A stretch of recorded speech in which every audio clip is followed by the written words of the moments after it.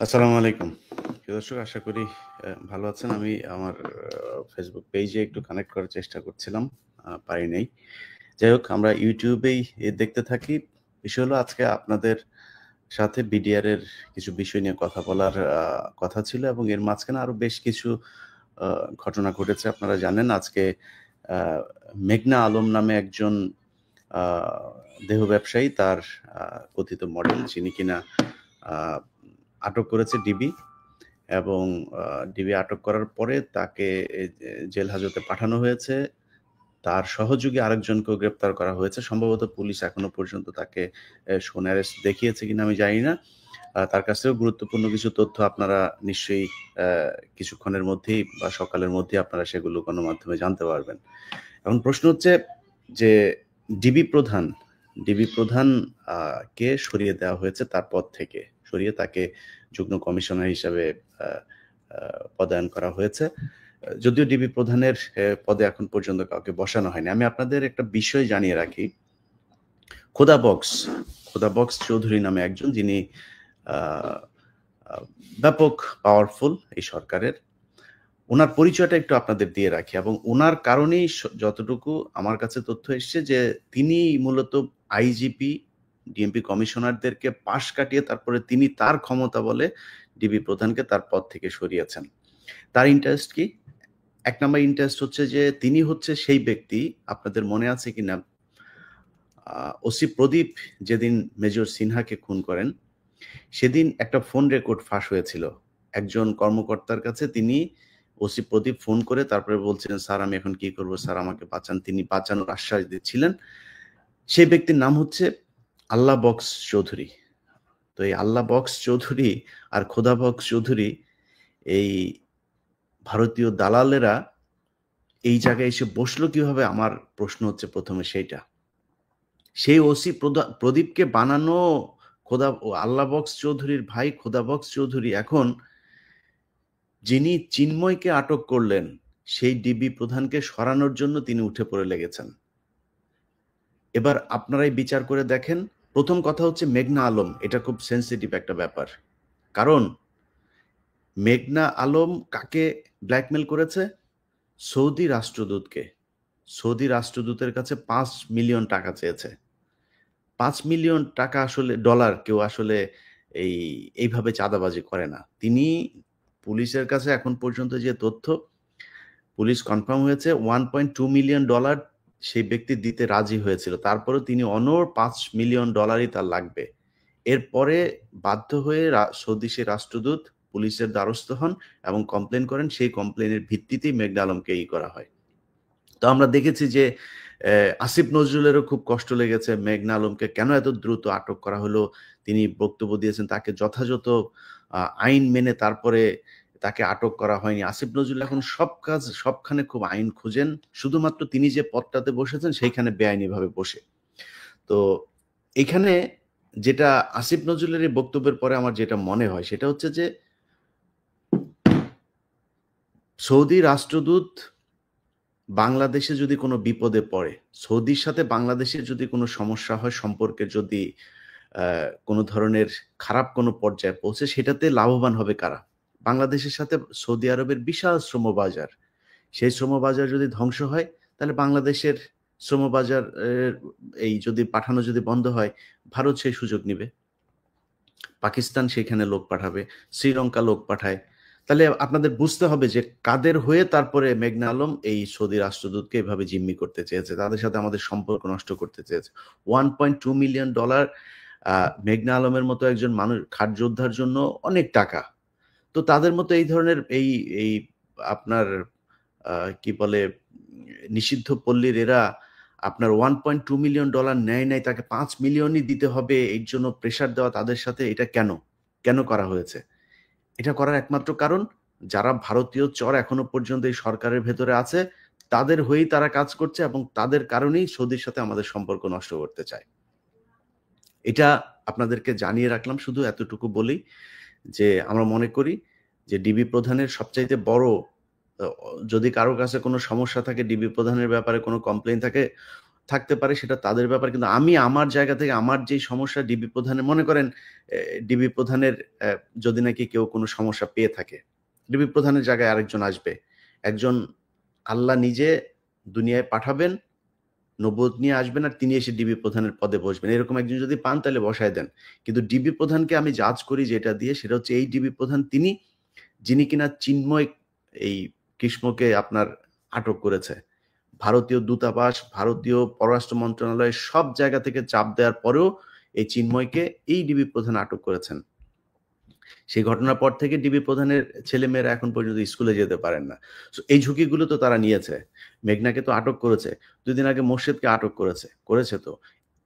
2 শতাধিক এমপি, মন্ত্রী, সাবেক সচিব, সাবেক ভিআইপি লোকজনকে আটক করেছে এই ডিবি প্রধান থাকা অবস্থায়।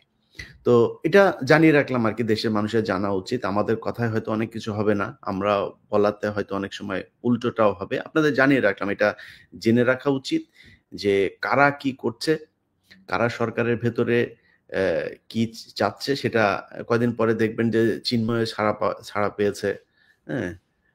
এবং গত 2 দিন আগে আপনারা দেখেছেন যে ওই যে সাজ্জাদের স্ত্রী, যিনি কিনা ফেসবুকে এসে সরাসরি আসিফ নজরুলের আইন মন্ত্রণালয়ের সবার গালে চড় মেরেছিল যে টাকা দিয়ে তারপরে সে বের হয়ে আসবে, তার সেই মহিলা কিন্তু কয়েকশো সিরিয়াল ওভারটেক করে তারপরে তার শুনানি করিয়ে তিনি বের হয়ে গিয়েছেন। এগুলো হচ্ছে দেশে। তো আমার লাইভের আজকের অংশটা আসলে এইটা না, আমি যে বিষয় নিয়ে কথা বলতে চেয়েছিলাম আজকে সেটা হচ্ছে বিডিআর। তো বিডিআর এর বিষয়টা নিয়ে আমি আমার ফেসবুক পোস্টে বলেছিলাম যে সেনাবাহিনী যদি মনে করেন যে বিডিআর এর, আমি মনে করি না যে বিডিআর এর এই যে জামিন শুনানিটা বন্ধ হয়ে আছে, এটা মানে কোনো জজ বা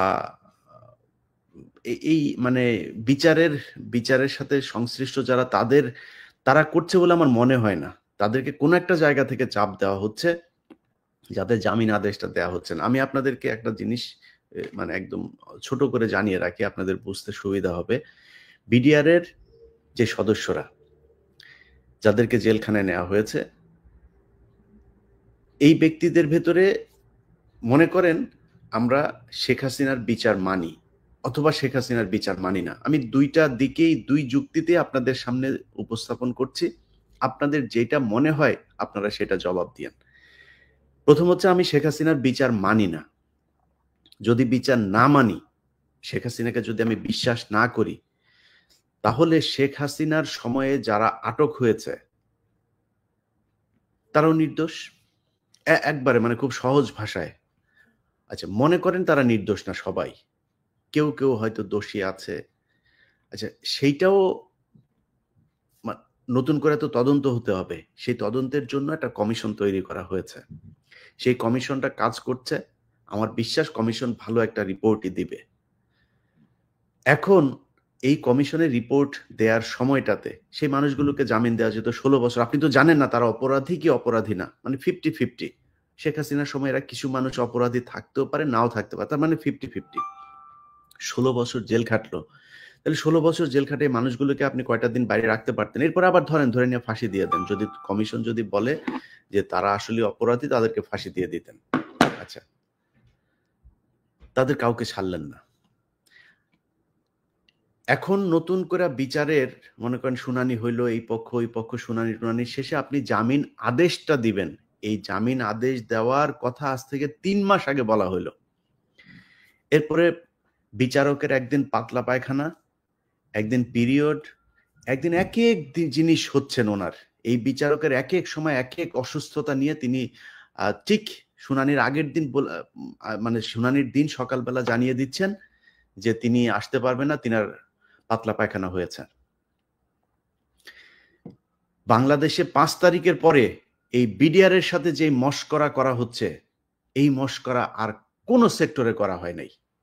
এত মশকরা আর কোথাও করা হয় নাই। আপনি মনে করেন শেখ হাসিনার বিচার আপনি মেনে নেন, মেনে নিয়ে তারপরে তাদেরকে আটকায় রাখছেন, কারণ শেখ হাসিনা বলেছে, শেখ হাসিনা আপনাদের আম্মা হয়, আপনার আম্মার কথা শুনে আপনি তাদেরকে জেলখানায় রাখবেন। আচ্ছা, শেখ হাসিনা বলে গিয়েছিল যে এইখানে খালাস পেয়েছে যে কজন, 278 জন প্রায়। এই যে 278 জন খালাস পেল, আচ্ছা খালাস পাওয়ার পরে তাদেরকে আপনি কোন আইনে আটকে রাখছেন? তাদেরকে তো ছাড়বেন। মনে করেন আপনি শেখ হাসিনার বিচার মানেন, সেই মানুষগুলোকে ছাড়েন। সেগুলোর মধ্যে মনে করেন আপনি ছাড়বেন না, সেখান থেকে অর্ধেক ছাড়লেন, 177 জন 178 জনকে ছাড়লেন। বাকি লোকগুলি কি সমস্যা করলো? কোন কারণে আপনি তাদেরকে আটকায় রাখলেন? এর মাঝখানে ৩-৪ জন বিডিআর এর সদস্য মারা গেল, এই মৃত্যুর দায় আপনি নেবেন? আমি ফেসবুকে ওই দিন যখন কিনা 10 তারিখে দেখলাম যে তাদের এই জামিন আদেশটা হবে না, এত খারাপ লাগলো বিশ্বাস করেন। মানে মাঝে মধ্যে মাথা এত গরম হয়ে যায় যে যা মনে চায় তাই বলে ফেলি। তো সেনাবাহিনী তো বুঝেন না, কেয়ার করার ব্যাপার আছে, তো এরা তো বিশাল পাওয়ারফুল, এদের কোনো পাপ নাই। সেনাবাহিনী পৃথিবীতে, বাংলাদেশের সেনাবাহিনী বিশেষ করে এরা আসছেন, এরা আল্লাহর থেকে এক একজন জান্নাতের সুসংবাদ নিয়ে আসছেন। এই নিয়ে এসে তারপরে আপনার দুনিয়ায় কয়দিন থাকবেন, আবার জান্নাতে চলে যাবেন। এটা হচ্ছে বাংলাদেশের সেনাবাহিনী, আর এদের কোনো পাপ নাই। আজকে কিছু কথা বলি, বলে তারপরে বাকি কথা যারা যারা সাক্ষী প্রমাণ এদেরকে সহ তারপরে আপনাদের সামনে নিয়ে আসব। আচ্ছা, প্রথম প্রশ্ন হচ্ছে, আপনারা যারা আমার প্রথম পর্বটা দেখেছেন, সেখানে আমরা একটা জায়গা থেকে শুরু করেছি, পেছনের একটা জায়গা বাদ দিয়ে পরের আরেকটা জায়গা বাদ রেখে মাঝখানের একটা জায়গা আপনাদেরকে শুনিয়েছি। আপনাদের কারো কি মনে হয় যে বিডিআর এর সৈনিকেরা পিলখানা হত্যাকাণ্ডের সময় তাদের যে আচরণ দেখিয়েছে, আমরা তো দেখেছি, মানে একেবারে বিদ্রোহ যে হয় নাই তা তো না, পিলখানায় সেদিন বিদ্রোহ একটা হয়েছে। বিদ্রোহ উস্কে দিয়েছে কারা, বিদ্রোহের আগে পরে কি করার পরিকল্পনা ছিল, কারা কি চেয়েছে সেটা পরের কথা, কিন্তু বিদ্রোহ তো একটা হয়েছে, এটাও সত্যি কথা। আপনার সেদিনের ফুটেজগুলো যদি দেখেন, অনেক বিডিআর এর সৈনিক তারা অনেকে মুখ খুলে রেখেই কথা বলেছেন। তো ভারতীয় বাহিনী হলে তো আর মুখ খুলে কথা বলতো না, যারা কিনা এসে ওই যে পিক আপে করে এসে গুলি টুলি করে চলে, তাদের সবারই মুখ ঢাকা, তাদের চেহারা কেউই চেনে না। তো যারা কিনা মুখটুক খুলেই তারপরে প্রতিবাদ করে, এবং সেই প্রতিবাদগুলো তাদের কি, অপারেশন ডাল ভাত, তারপরে বিডিআর এই সেনাবাহিনীর অফিসারদের অনেকের বউয়ের ব্যাপারে কথা বলেছে, বউদের পেন্টি ধোয়াইতেও বিডিআর কে ইউজ করা হয়, এরকম মানে অভিযোগও আছে। কিছু হইতে না হইতে পাশার মধ্যে লাথি মারা, গালাগালি করা। সেনাবাহিনীর অফিসার এগুলো যারা জান্নাত থেকে এসছেন, আবার জান্নাতে উঠা যাবেন। বিডিআর এর সৈনিক গরিব মানুষ, কয় টাকা বেতন পায়, তাদেরকে অপারেশন ডাল ভাতে আপনারা নিয়ে গিয়েছিলেন, ওদের টাকা দিয়েছিলেন? সে টাকা ফেরত দেওয়া হয়েছিল? পিলখানার যে ঘটনা, ওই ঘটনার দিন পর্যন্ত তাদেরকে টাকা পয়সা দেন নাই, কিছুই দেন নাই, ক্ষোভ তো তাদের ছিল। আচ্ছা, এখন ওনারা বিডিআর এর দোষ দেয়। বিডিআর এর যে দোষ দিবেন, বিডিআর এর আপনার যে সিকিউরিটি সেল আছে, তারা কিন্তু আপনার এই তথ্য জানিয়েছিল যে বিডিআর এর কিছু সদস্য এরকম তারা বিদ্রোহ করবে, তারা এরকম পিলখানার দরবারের দিন এই করবে। জানানোর পরে সেনাবাহিনী কিছু করে নাই। কারণ কি? কারণ ওই যে যেই পক্ষটা আপনার এগুলো করতে চেয়েছে, সেনাবাহিনীর ওই অফিসারগুলো তাদের সাথে, কারণ তাদের সাথে কে কে সম্পৃক্ত বলি আপনাদের। কর্নেল মুজিব, আমরা তো স্যাড মিউজিক লাগায়া কর্নেল মুজিব টুজিব, তারপরে বিডিআর এর যিনি ডিজি আছেন শাকিল সাহেব, শাকিল, আমি আপনাদেরকে ভাই বহুবার সময় দিয়েছি, বহুবার বলেছি যে এইসব কথাবার্তা বলবো না, বলতে চাই না, আপনারা আপনাদের কাজ করেন নাই। আপনারা যদি মনে করেন যে বিডিআর এর লোকজনের সব ফাঁসি দিয়ে দিবেন, ফাঁসি দিয়ে দেন, যান, আপনাদের যা মনে চায় করেন। এই কর্নেল মুজিবের স্ত্রী, এমন কোনো ধান্দাবাজি নাই যেটা সে করে না। যেই colonel Shakil, major general Shakil BDR এর ডিজি, তার স্ত্রী পিলখানার ভেতরে মদ নিয়ে মাতাল হয়ে এক একদিন এক একজনের সাথে উলঙ্গ হয়ে পড়ে থাকতেন। বিডিআর এর টাকা পয়সা আত্মসাতের সাথে এই মেজর জেনারেল ডিজি শাকিল তিনি জড়িত। 600 কোটি টাকা পাচার হচ্ছিল বিমানবন্দরে, সেই টাকা ধরেন, ধরার পরে সেই টাকা আবার ফের বিমানবন্দর কাস্টমস যখন কিনা ইমিগ্রেশন যখন তাদেরকে ধরার পরে এই জেনারেল মঈন সরাসরি হস্তক্ষেপ করেন, হস্তক্ষেপ করে সেই টাকা নিয়ে আসেন, বিমানবন্দরকে বলে আসেন এটা মিডিয়া টিডিয়া কোথাও করার দরকার নাই, এটা সেনাবাহিনীর টাকা, আমরাই পাঠাচ্ছিলাম, এটা নিয়ে আমরা দেখছি। সেই টাকা নিয়ে তারপরে দরবার হয় হচ্ছে কক্সবাজারের এক হোটেলে। সেই হোটেলে সেনাবাহিনীর অফিসারদের ভেতরে হাতাহাতি পর্যন্ত হয়েছে। সবশেষ সেই টাকা আর বিডিআর এর ডিজিকে দেওয়া হয় নাই। সেই টাকা আত্মসাৎ করে মঈন, কর্নেল মুজিব, তারপরে লেফটেন্যান্ট কর্নেল ওর নাম কি শামস, এদের একটা গ্রুপ মিলে তারপরে এদেরকে হত্যা করে। এই গ্রুপটার সাথে যে দ্বন্দ্বটা, এই দ্বন্দ্বটাকে কাজে লাগিয়েই ভারত দেখলো যে এই যে এদের মধ্যে একটা লেগেছে, সো এটা একটা সুযোগ, এটা কাজে লাগানো যায়। তখন এই কর্নেল মুজিব, যে মুজিবকে মারা হয়েছে, এই মুজিব কিন্তু এই হত্যাকাণ্ডের সাথে জড়িত।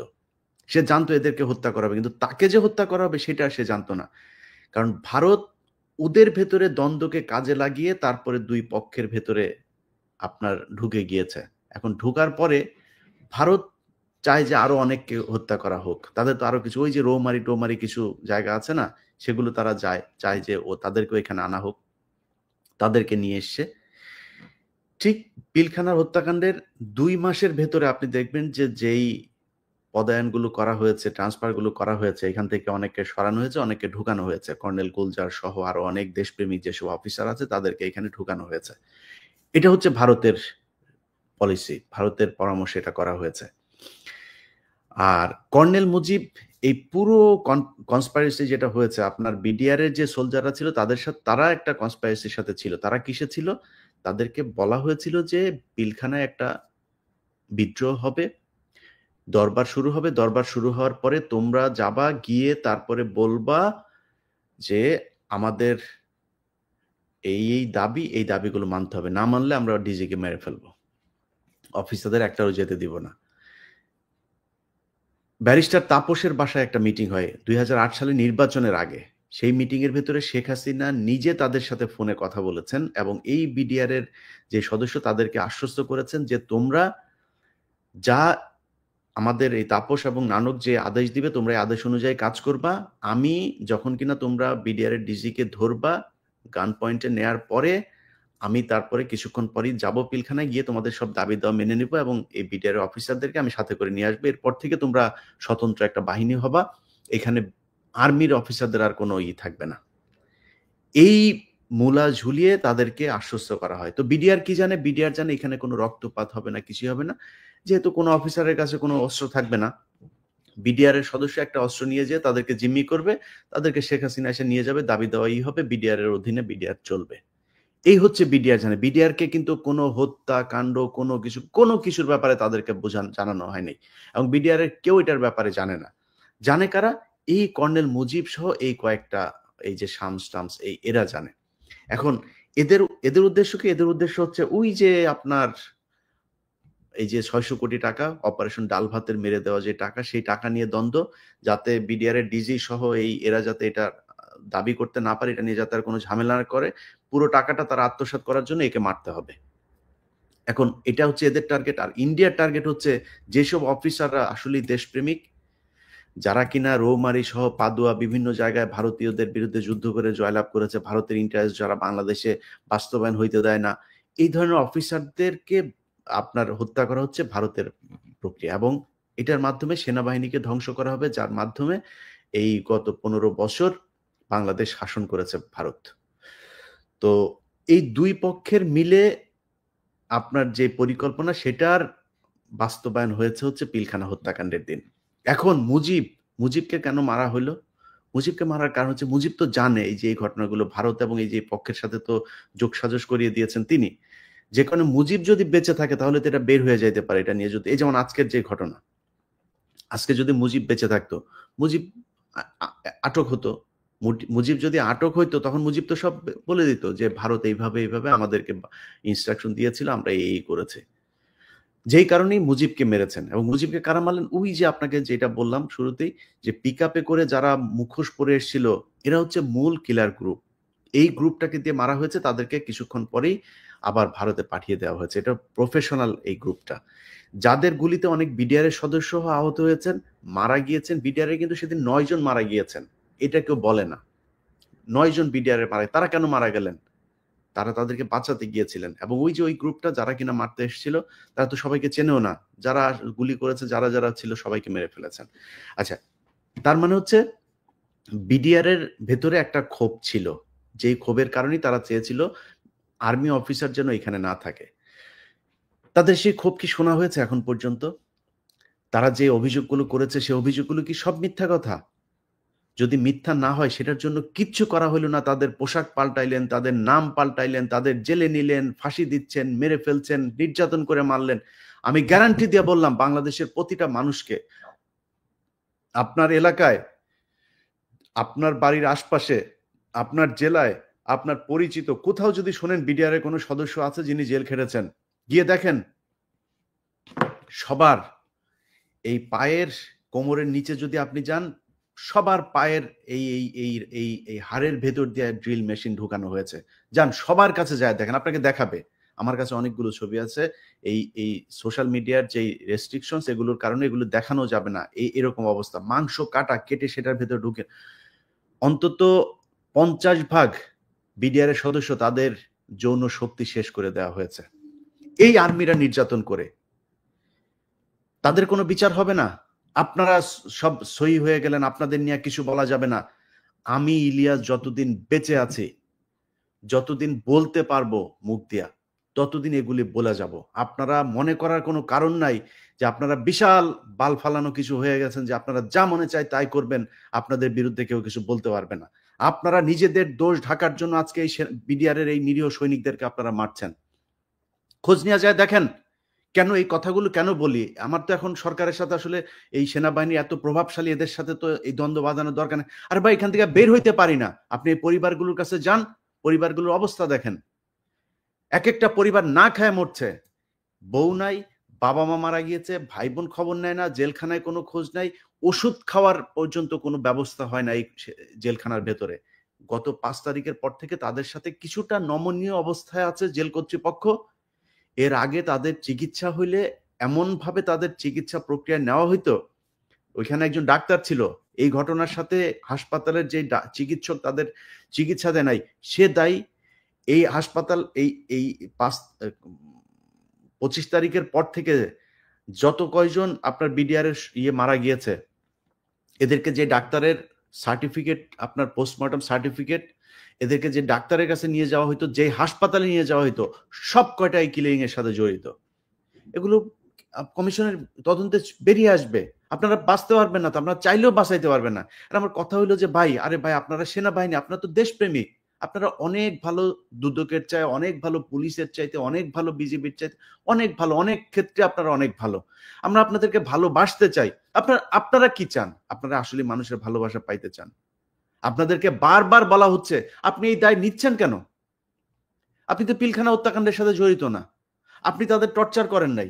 আপনারা এখন যে অফিসারগুলো আছেন, ওয়াকার থেকে শুরু করে এখন এই যারা আছেন, আপনারা তো এটার সাথে জড়িত না। তো সমস্যা কি? আপনারা এটা দায় নিচ্ছেন কেন? আপনারা সেনাবাহিনীর সবাইকে বাঁচাইতে চাচ্ছেন কেন? আপনারা সেনাবাহিনীর কিলারদেরকে বাঁচাবেন, আপনারা এই যারা সেনাবাহিনীর অফিসারদেরকে যারা গুম করলো, জেলে পাঠাইলো, বিদেশ পাঠাইলো, চাকরিচ্যুতি করলো, তাদেরকে বাঁচাইতে চান কেন? আপনাদের এখন যারা আছেন, তারপরে আপনাদেরকে নিয়েও কিছু বলা যাবে না। সেই দিন বাংলাদেশে নাই তো। আপনারা সেনাবাহিনী নিয়ে কিছু বললে আপনি উঠায় নিয়ে যাবেন, সেই দিন নাই ভাই। এখন বহু মাধ্যম আছে যে মাধ্যমে মানুষ এগুলো বলে ফেলবে। সো এখান থেকে বাঁচতে পারবেন না। আপনাদেরকে আমি বৃহস্পতিবার যখন এটা হলো, আমি বললাম যে রোববারের ভেতরে তাদের কি করবেন। আপনি জামিনাদেশ দিচ্ছেন না। আরে ভাই, একজন আইনজীবীর কাছে জিজ্ঞেস করেন, ন্যূনতম আইন সম্পর্কে মানে এরকম একটা মানুষের কাছে জিজ্ঞেস করেন, একটা মানুষের জামিন আদেশ দেওয়ার জন্য 3-4 মাস তাদেরকে ঘুরানো যায় কি না। একজন আইন সম্পর্কে মিনিমাম ন্যূনতম জ্ঞান যারা আছে, আপনি জিজ্ঞেস করেন একজনের কাছে, এটা করা যায় কিনা। আপনি তাদেরকে আটকায় রাখতেছেন কিসের জন্য? তাদেরকে বাঁচাইতে চান। 7 মাস 8 মাস হয়েছে বিডিআর এর জন্য এই দেশ স্বাধীন হয় নাই। আপনার কি বিশ্বাস হয় না? আল্লাহর কসম করে বললাম, আল্লাহর কসম করে যতটুকু এদের ব্যাপারে জেনেছি, এই এই এই মুহূর্তে জেলখানায় যে মানুষগুলো আছে, যদি কম হয় যদি একদম কমও হয়, ৮০% মানুষ নির্দোষ, একদম নিষ্পাপ, কিচ্ছু জানে না। এবং কত শুধু নিষ্পাপ যে তা না, এরা প্রচন্ড কি বলবো যে মানে অন্যায়ের সাথে মানে কোনো ধরনের আপোষ তারা করে না। কেন জানেন? বিডিআর এর ভেতরে অনেক সাক্ষী আছে। এই এই বিডিআর এর ২ টা গ্রুপ আছে কিন্তু। একটা কল্যাণ পরিষদ, আরেকটা আবার আছে যেটাকে ওরা বলে সাক্ষী গ্রুপ। এই সাক্ষী গ্রুপ হচ্ছে বিডিআর এর যারা সাক্ষী দিয়েছে। সাক্ষী কারা দিয়েছে জানেন? সাক্ষী দিয়েছে, হ্যাঁ, আমি দেখেছি হচ্ছে গিয়ে বিডিআর এর ৩ নাম্বার গেটের ওইখানে একজন দাঁড়িয়ে ছিল। উনি ৫ নাম্বার গেটের ওইখানে দাঁড়িয়ে থেকে তারপরে দেখেছেন উনি ওইখানে বসে একজনকে গুলি করছেন। তো ৩ নাম্বার থেকে ৫ নাম্বার গেটের দূরত্ব কতটুকু এটা যায় খোঁজ নেন। হোটেল আম্বালার সামনে থেকে তিনি দেখেছেন দরবার হলের ভেতরে তিনি করেছেন, আরেকজনকে মারছেন, এক নারীকে ধর্ষণ করছেন। এই হচ্ছে সাক্ষী। এই সাক্ষীর ভিত্তিতে বিডিআর এর বিচার হয়েছে।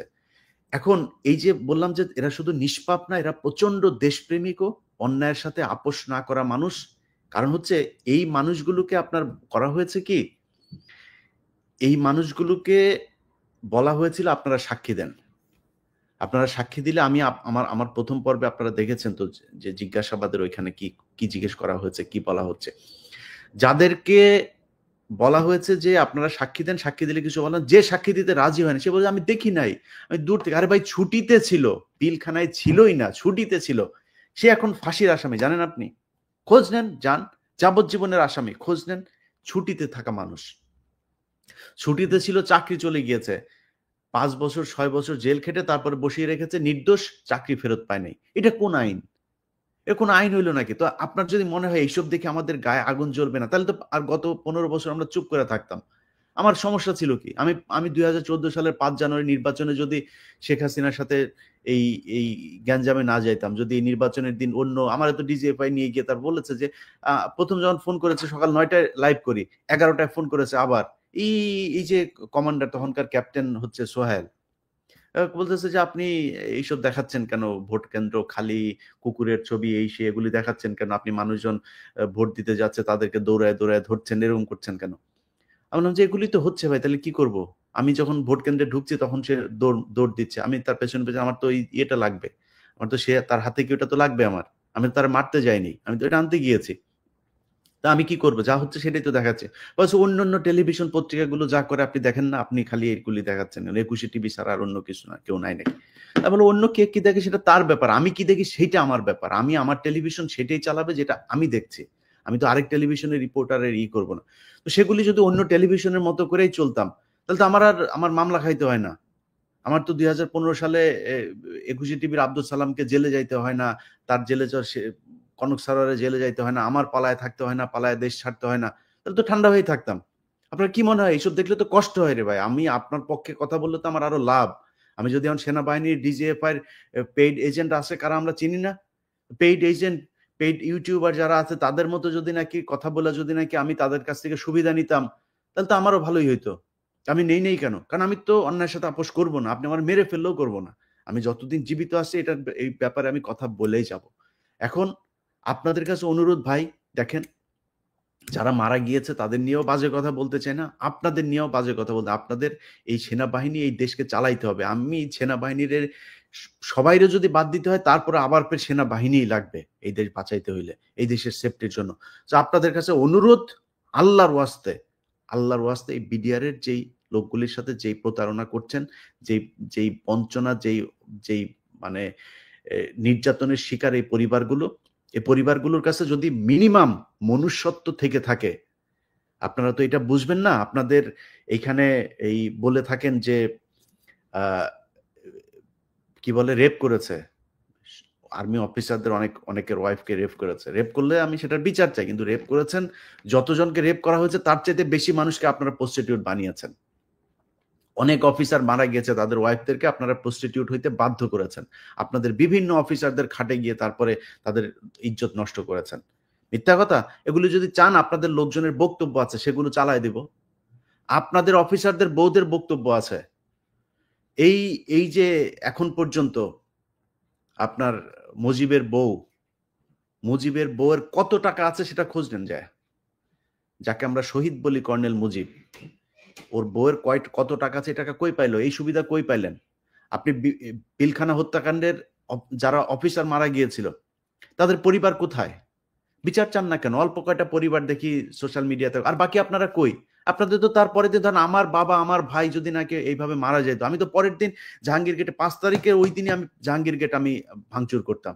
আমার এই বিচার করে এটা তাড়াতাড়ি। বিচার চান না কেন? এক একজনকে বিদেশে পড়াশোনা করিয়েছে, ব্যবসা ধরিয়েছে। ওই যে আরেক বাটপার আছে সাকিব, অ্যাডভোকেট সাকিব, নর্থ সাউথের এই বাটপার হচ্ছে গিয়ে 2 দিন পর পর যায়া এই বিডিআরদের বিরুদ্ধে যায় কথা বলে। ওরে টাকা দিয়েছে, ওরে এই ডেইলি স্টারে ওরে প্রজেক্ট ওকে এই করেছে, টাকা দিয়েছে প্রজেক্ট চালানোর জন্য। এই ডেইলি স্টার, তো ডেইলি স্টারের প্রজেক্টের আপনি এই হন, আপনার সুবিধাভোগী হন কাদের টাকা আমরা এটা বুঝি না। এই অ্যাডভোকেট সাকিব যায় 2 দিন পর পর সে যায় ফেসবুকে পোস্ট করে, এই সংবাদ সম্মেলন করে, তোরে যেখানে পাবে বিডিআরের পোলাপান কিন্তু সাইজ করে দেবে, সাবধানে বাইরে হবি তুই। এরা এও একজন অফিসারের, ওইখানে নিহত একজন অফিসারের ছেলে বিক্রি হয়ে গিয়েছে টাকার কাছে। বিচার চায় না, তদন্ত চায় না। হাসিনা যেটা করে দিয়ে গেছে ওইটাই, তাড়াতাড়ি এদেরকে ফাঁসি দিয়ে দাও, এদেরকে তাড়াতাড়ি যাবজ্জীবন যাদের আছে ওখানে রেখে তারপর মেরে ফেলো, এটাই চায়। এর বাইরে আর কোনো কিছু চায় না। কেন তদন্ত চান না কেন? হাসিনা কিলিং এর সাথে জড়িত, তো কিলার কিভাবে কিলিং এর বিচার করে? আপনি হাসিনার বিচার চান না। আপনি ওইখানে সেনাবাহিনীর যারা করলো এই এই ঘটনাটাকে ধামাচাপা দেওয়ার জন্য 33 ঘন্টা ওইখানে কালক্ষেপণ করলো, ওই সময় ডিজিএফআই এর চিফের বিচার চান না, এনএসআই চিফের বিচার চান না, আপনি ওইখানে 44 ব্রিগেডের কমান্ডারের বিচার চান না, কারোর বিচার চান না। এই কি বলে 44 রাইফেলস এর ওর নাম কি শামস, আপনি তার বিচার চান না, কারোর বিচার চান না, হাসিনার বিচার, নানকের বিচার চান না, কামরুলের বিচার চান না, তাপসের বিচার চান না, কারোর বিচার চান না, খালি বিচার চান হাসিনা যার বিচার করে গেছে ওরে তাড়াতাড়ি ফাঁসি দিয়ে এটা শেষ করে দেন। কারণ কি এখান থেকে যে মাল এসেছে এই মাল সবচাইতে বেশি খেয়েছে যে অফিসাররা মারা গিয়েছিল, সবার না কয়েকজন অফিসারের পরিবার সবচাইতে বেশি খেয়েছে। আপনি জানেন এই যে মেজর নূর, তারে করা হয়েছে, তার স্ত্রীকে বলা হয়েছে আরেকজনের লাশ নিয়ে এসা, তার লাশও খুঁজে পায়নি, কারণ তার লাশটা সবশেষ এই তাপস নিয়ে গিয়েছিল তাপসের গাড়িতে করে, সে লাশটার খুঁজে পায় নাই। তারা আরেকজনের লাশ এনে, আমার প্রোগ্রামে দেখেছেন আপনারা এগুলি, আরেকজনের লাশ এনে বলেছে আপনি লাশটা নিয়ে নেন। টাকা দিতে চেয়েছে, চাকরি, ফ্ল্যাট দিবে, বাড়ি দিবে, কেন? কার স্বার্থে? কারে বাঁচাইতে চাইছেন? তো এভাবে তো পারবেন না আপনি বাঁচায়া। এখন সেই দিন নাই আসলে, মারা ফেলেন, টাকা পয়সা দিয়ে এনে কালু টালু আছে এদেরকে দিয়ে মারা ফেলেন, সমস্যা না। আল্লাহ যদি মানে মিনিমাম যদি নাকি 1 সেকেন্ড যদি বাঁচার যদি সময় রেখে থাকেন তাহলে বেঁচে থাকবো, নাহলে মারা যাবো। বালছালের ভয়টা দেখা লাভ নেই। কিন্তু যতদিন বেঁচে আছি ততদিন আপনাদেরকে এসব অন্যায় করে বাঁচতে পারবেন না। আমরা এই যে এত মানুষের বিরুদ্ধে বলি, এত মানুষের সাথে কেন করি, কিসের জন্য? আরে ভাইয়া দেশটা ভালো কিছু হোক সেটাই চাই। এই যে এখনো পর্যন্ত যে ধরেন আসিফ নজরুলের সাথে আমার এত সমস্যা, কিসের জন্য? আসিফ নজরুলের কাছে কারে পাঠাইছিলাম? কাউকে পাঠাইছিলাম যে ভাই আমারে এটা একটু দেখেন, আমার এটা একটু তদবির করেছিলাম নাকি কোনোদিন? যদি তদবির কারোর কাছে করে থাকি, এই দেশের জন্য করেছি, এই দেশের স্বাধীনতা সার্বভৌমত্বের জন্য করেছে। যেই জায়গায় কোনো একদিন হয়তো বলবো, জানতে পারবেন যারা এই আমার মানে আমি কি বলবো, আমার মানে আল্লাহ হয়তো সেই সুযোগটা করে দিয়েছেন। আমার কারণে যারা মুক্ত হয়েছেন, জেল থেকে বের হয়েছেন, তাদের কাছ থেকে কোনো একদিন জানতে পারবেন যে এই দেশে সেই ছায়ানট, উদীচী, এই সিপিবি, ওইদিকে সে 500 জায়গায় বোমা হামলা, এগুলো কারা করেছে? এগুলো ভারতীয় রয়ের কাজ। যারা করেছে সেই জেএমবি থেকে শুরু করে যারা আছে তাদেরকে নিয়ে ফাঁসি দেন। এর বাইরে যারা আছে, যাদেরকে আপনি ধরে নিয়ে নামাজ পড়ে, ফজরের নামাজ পড়ে, মানুষকে আল্লাহর কথা বলেন, কোরআনের কথা বলেন, টাকনুর উপর কাপড় পরেন, দাড়ি রাখেন, কপালে দাগ আছে, এই জন্য যাদেরকে ধরেছেন, তারা তো এগুলোর সাথে জড়িত না। কই আজকে 8 মাস হলো কোনো জঙ্গি হামলা তো দেশে নাই, হয় না কেন? যদি জঙ্গি হামলা আবার হয়, আবার যদি হয় তাহলে মনে করবেন আবার তাদের লোক করছে। কিছু লোকের ব্যাপারে বলে রাখি, এই যে সিটিটিসির প্রধান আছেন মাসুদ করিম, এটা হলো এই আওয়ামী জঙ্গিবাদের সাথে জড়িত। সে বাংলা ট্রিবিউন নতুন করে দেখবেন জঙ্গির, বিবিসি নতুন করে জঙ্গির দেখবেন নিয়ে শুরু করেছে, প্রথম আলো, ডেইলি স্টার, এরা তো আছেই সাথে। 2 দিন আগে প্রথম আলো নিউজ করেছে হাত পায়ে বেঁধে কেরোসিন ঢেলে দেওয়া হয় ওই যে মাদ্রাসার সিরাজউদ্দৌলা নুসরাত হত্যাকাণ্ড ফেনীতে। কই পাইলেন এই খবর? আপনি রায় দিয়ে দিলেন, তাদের আপিল তো এখনো বাকি আছে। তাদের সব শুনানি শেষ নাকি? ফাঁসির রায় কার্যকর হয়ে গিয়েছে? আপনি পত্রিকা বললেন কেমনে? এই তারা আমাদেরকে সাংবাদিকতার এথিক্স শেখায়। এথিক্স আমরা অনেক ভালো জানি। আমরাও এগুলি নিয়ে পড়াশোনা করে তারপরে সাংবাদিক হইছি। কিন্তু তাদের কাছে তাদের প্রয়োজন যখন হয় তখন তারা এথিক্সের বাইরে যায় রাজনীতি করে। আমরা যদি কারো ফেসবুক আপনার ফোন রেকর্ড যদি ফাঁস করি, এটাকে হচ্ছে গিয়ে ব্যক্তিগত ইয়েতে আপনার স্বাধীনতা হস্তক্ষেপ। আর উনারা যখন করেন তখন ওইটার সমস্যা হয় না। উনারা একজন মানুষকে ফাঁসি দিয়া দিচ্ছেন মিথ্যা কথা বলে সে নাকি অমুকের মেয়েকে নিয়া রাজা এই কি বলে পাকিস্তানিদের ক্যাম্পে নিয়ে দিয়ে এসেছেন। এটা বলে ফাঁসি দিয়া দিচ্ছেন মানুষকে। ওইটা ব্যক্তি স্বাধীনতা হস্তক্ষেপ না। ওইটা ব্যক্তি আক্রমণ হয় নাই। উনাদের নিয়ে যখন কিছু বলবেন তখন উনারা খুব সুশীল হয়ে যায়। খুব সুশীল সেজে তারপরে ব্যক্তি স্বাধীনতার কথা বলবে, সুন্দর, সুন্দর কথা বলে। সো আমরা এগুলির নিয়ম জানি। উনারা উনাদের সুবিধার সময় এথিক্স শেখায়, আবার উনাদের যখন দরকার হয় তখন এথিক্স ভঙ্গও করে। ও নিউজ করে ফেললেন বড় করে শিরোনাম দিয়া। ফেনীর একজনকেও ফাঁসি দেওয়া যাবে না। বনজের কাছ থেকে যত টাকাই খান, ইন্ডিয়ার কাছ থেকে যত টাকাই খান, ফেনীর একজনকেও ফাঁসি দেওয়া যাবে না। কারণ ফেনীর ঘটনায় যাদেরকে জড়ানো হয়েছে এই ঘটনার পুরো তদন্ত প্রক্রিয়াটাই ত্রুটিপূর্ণ।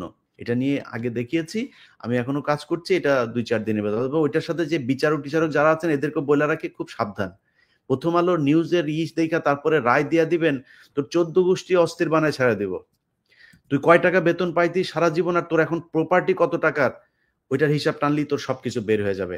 শান্তিতে মান সম্মান নিয়ে বাঁচতে দিব না। আমি কিন্তু কারোর ধরি না ভাই। আপনাদের অনেকের কাছে মনে হইতে পারে যে অমুকের ন্যাংটা ফুটেজ, অমুকের এই ফুটেজ, এগুলি কোনো না কোনো বহুত মানুষের ন্যাংটা ফুটেজ আমার কাছে আছে। আমি ছাড়ি না তো, কেন ছাড়ি না? ওই জায়গায় যা হিট না করলে। এই যে কয়দিন আগে কবির বকুলেরটা দেখছেন না? যখন দেখাই তখন আইসা ভাই দেখানোর, যখন বলি যে কালকে ছাড়বো তখন আইসা সব হাতে পায়ে ধরে, ভাই এটা দিয়ে না, ভাই এই বলে ওই বলে। আমি তো এই আপনাদেরকে ওয়ার্নিং বহু আগে দিয়ে রেখেছি। ছাড়বো না তো। আপনারা যারা প্রথম আলো, ডেইলি স্টার এই জায়গায় যেতে না করেছিলাম, এই আন্দালিত রহমান পার্থ আছে না, আর আমি যেইখানে পাবো, যেই অবস্থায় যেই জিনিস পাবো ছেড়ে দিব, বলে রাখলাম। পার্থ ভাই দেখবে হয়তো, পার্থ ভাই মাঝখানে ফোনও করছিলেন, আমি এর আগেও একবার বলেছিলাম, উনি আমাকে ফোন দিয়েছিলেন, ইলিয়াস তুমি আমার এমনি বললা। আমি বললাম বলছি তো ভাই, আপনি প্রথম আলোয় গেছেন না, এই যে রুমিন ফারানা অনেক ভালোবাসতাম, এখনো ভালোবাসি, কিন্তু পাইলেই সার্চ করে দিব, সুযোগ পাইলেই সার্চ করে দিব, কারণ প্রথম আলোতে গিয়েছিলেন। যারা যারা গিয়েছেন, এই যে আসিফকে দেখছেন না, আসিফকে কিন্তু খুব পছন্দ করতাম, আসিফের সাথে খুব ভালো সম্পর্ক ছিল, ছাড়ি নাই কেন? কারণ প্রথম আলোতে গিয়েছেন। প্রথম আলো, ডেইলি স্টার, ইন্ডিয়া, এই জায়গায় কোনো ছাড় নাই। আওয়ামী লীগেরও ছাড়বো, কিন্তু প্রথম আলো, ডেইলি স্টার ইন্ডিয়ার সাথে কানেকশন, বহুত আওয়ামী লীগের আছে যারা কিনা ইন্ডিয়ার সাথে কানেকশন নাই, ইন্ডিয়ার ব্যাপারে যাদের একটা আলাদা মতাদর্শ আছে, তাদের ব্যাপারে মাপ আছে। কিন্তু ইন্ডিয়া, প্রথম আলো, ডেইলি স্টার, উদীচীপ, ছায়ানট, ওই সিপিবি, এগুলোর ব্যাপারে কোনো মাপ হবে না। যারে যখন যেইভাবে পাওয়া যাবে সেইভাবে উলঙ্গ করে দেওয়া হবে। যেই ভিডিও পাওয়া যায় ওইটাই উলঙ্গ করে দেওয়া হবে, কোনো মাপ নাই, একদমই মাপ দেওয়া হবে না। অতএব আবারও ওয়ার্নিং দিচ্ছি, এখান থেকে সরে আসতে হবে।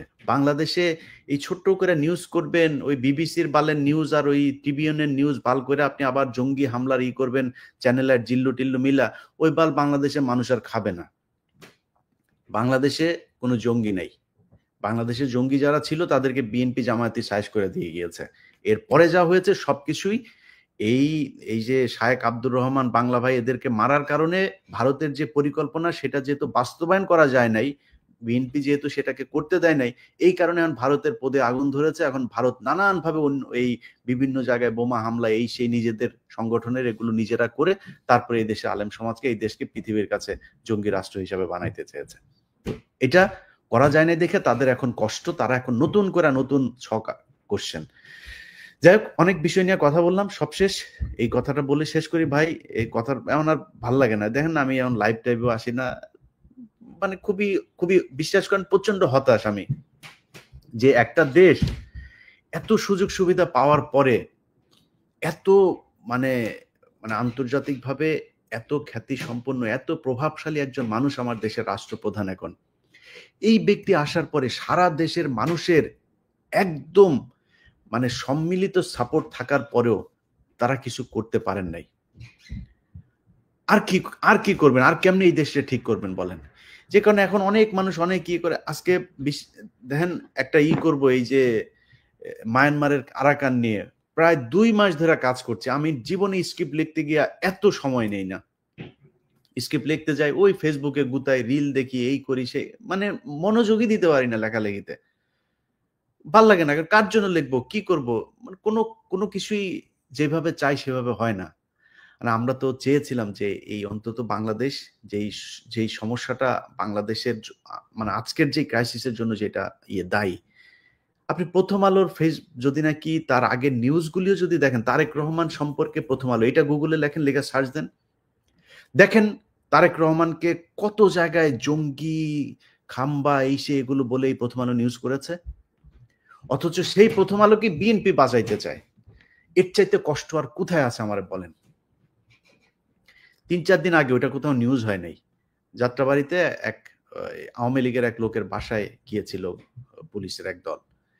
সেখানে বিএনপির এক দল সেখানে পুলিশকে বিশাল আকারের হুমকি-ধমকি দিয়েছে। ঢুকতে দিবে না। ধরে নিয়ে এসছে তারে, যদিও সেটা নিয়ে নিউজ-টিউজ হয় নাই। ভয় পাইতে হয়তো, পুলিশকেও বিএনপিকে ভয় পাইতে। কখন কারে ট্রান্সফার করে দেয়, কি করে, কোনো ঠিক ঠিকানা নাই তো। তো এগুলো হচ্ছে দেশে। আরে ভাই, আপনাদের যে আওয়ামী লীগকে এত ভালো লাগে, ইন্ডিয়া আপনাদের এত উপকার করেছে, এটা যদি আগে জানতাম, তাহলে কি আর আমরা এত ঝুঁকি নিতাম? কারণ আমাদের কাউকে না কাউকে তো ধরে থাকতে হবে, তাই না? এই দেশে আপনি বিএনপি, আওয়ামী লীগ ২ টা বিশাল দল। এখন আমরা আপনাদেরকে চেয়েছি কারণ আমরা তো জানি যে আপনাদেরকে ভারত ক্ষতি করেছে। আমাদের চোখের সামনে আপনাদেরকে ভারত ক্ষতি করছিল। তো আমার মনে হয়েছে যে আপনারাই আমাদের বন্ধু। এটা মনে করেই তো ঝুঁকি নিয়েছিলাম। আপনারা যা করছেন, আওয়ামী লীগ যা করেছিল আপনারা তাই করছেন। এটা জানলে তো এত ঝুঁকি নিতাম না রে ভাই। আপনাদের যে এত সুযোগ সুবিধা, এত মানে প্রকৃত বন্ধু ইন্ডিয়া এবং আওয়ামী লীগ, এটা আগে বুঝতে পারিনি। তো যাই হোক, সবশেষ যে বিষয়টা বলবো যে সেনাবাহিনীর আপনাদের কাছে অনুরোধ থাকবে, আপনাদের পায়ে ধরি, আপনাদের বিরুদ্ধে কথা বলতে চাই না। আপনারা যারা আছেন, আপনাদের বর্তমানে যারা ক্ষমতায় আছেন, বেশিরভাগকেই তো ধরে ফেলেছেন। অতএব এই দেশের মানুষ দেখতে চায় যে পিলখানা হত্যাকাণ্ডের সাথে আসলেই কারা জড়িত ছিল। বিডিআর এ যারা জড়িত তাদেরকে ফাঁসি দেন, কিন্তু ওভারঅল একটা থাকতে হবে। আর যেই দাবিটা আপনাদের কাছে শুরু থেকে করছি, বা এরা ১৬ বছর এদের মানে ভাই, আপনার কাছে তো এই ইকুইপমেন্ট আছে, তাই না? এই মানে ফ্যাসিলিটিস গুলো আপনার হাতে আছে। যান না রে ভাই, সবার তথ্য আছে সবকটা বিডিআর এর পরিবারগুলোতে। ১০ টা পরিবারে যান, যদি মনুষ্যত্ব বোধ থেকে থাকে, ন্যূনতম মনুষ্যত্ব বোধ যদি আপনার থেকে থাকে, চোখে পানি চলে আসবে। যান পরিবারগুলোর অবস্থা দেখেন যায়। একদম সবকটা ১৮,০০০ পরিবারের মধ্যে অন্তত ১৫,০০০ পরিবার শেষ। এদের এই দুনিয়ায় বেঁচে থেকে না থাকা কোনো আসলে যায় আসে না। এই অবস্থায় আছে। তো এই যে অবস্থা, আপনি খোঁজ নেন যদি মিথ্যা বলে থাকি। কয়টা দিন একটু বাইরে থাকতে দেন। ১৬ বছর তো জেল খাটলো রে ভাই। ছাড়তে দেন কয়দিন, পাসপোর্ট জব্দ করেন, তাদেরকে দরকার হয় যেই রেস্ট্রিকশন দিতে ইচ্ছা করে দেন, অন্তত বাইরে একটু আসতে দেন। কারণ আপনি তো জানেন না। আমি বলছি, আমি বললাম, যদি মিথ্যা বলে থাকি, আজকে এপ্রিলের ধরেন ১৩ তারিখ, ১৪ তারিখ। আমি যদি মিথ্যা বলে থাকি, আপনি আর কয়দিন পরেই জানতে পারবেন। কমিশন তো তার প্রতিবেদন নিশ্চয়ই ২-১ মাসের ভেতরে দিয়ে দিবে। জানতে পারবেন যে কমিশনে আমি যা বলেছি সেটা মিথ্যা না সত্য। তো দেখেন কমিশন কি বলে। কমিশন তাদের রিপোর্টটা দেওয়ার পরে যখন দেখবেন যে এই যে মাঝখানে কয়েকজন মানুষ এই যে কয়দিন আগে জুবায়ের মারা গেল। এই সুবেদার জুবায়ের, এই লোকটা কোরআন তেলাওয়াত করতেন, বিভিন্ন মানুষকে কোরআন হাফেজ করতেন, এই হেফজ শিক্ষা দিতেন, ইমামতি করতেন, কোরআন তেলাওয়াত করতেন বিভিন্ন প্রতিযোগিতায়। মারা ফেললেন। এই লোকটা তো মানে শেখ হাসিনা যাওয়ার পরে মারা গেল। এই কয়দিন আগে মারা গেল। ছাড়তে পারতেন না? কি হইতো ছাড়লে আপনার? বিডিআর আপনার মেরে ফেলবে? ক্যান্টনমেন্টে যায় হামলা করবে বিডিআর এখন? কেন? কিসের জন্য? মানে কারে খুশি করতে চান? কি আড়াল করতে চান? এসব তো আড়াল করতে পারবেন না। এসব যত আড়াল করতে যাবেন, তত বেশি খারাপ হবে। এই যে আজকে কিছু কথা বললাম না, এই কথাতে আপনার সমস্যা হয়েছে না? এগুলো মানুষ জানলো না। এখন তো অনেকের কষ্ট লাগবে যে ভাই এগুলো আমি তো বলতে চাই না। এগুলো কি জানতাম না আগে? এই যে ডিজির বউ যে এগুলো করতো, এই ধান্দাবাজি করতো, ডিজি শাকিলের বউয়ের যে ধান্দাবাজি, এগুলো আমরা জানতাম না আগে? মানুষ তো জানতো না। আজকে তো জানাইলাম। এই যে মুজিবের ঘটনা, তো আমরা তো এগুলি নিয়ে ঘাটাঘাটি করতে চাইনি। যত ঘাটাঘাটি করাবেন তত সমস্যা হবে, তত আপনাদের মান-সম্মান নষ্ট হবে। আমরা সেনাবাহিনীকে ভালোবাসি। সেনাবাহিনীর মান-সম্মান ক্ষুণ্ণ থাকুক, আমরা এটা চাই।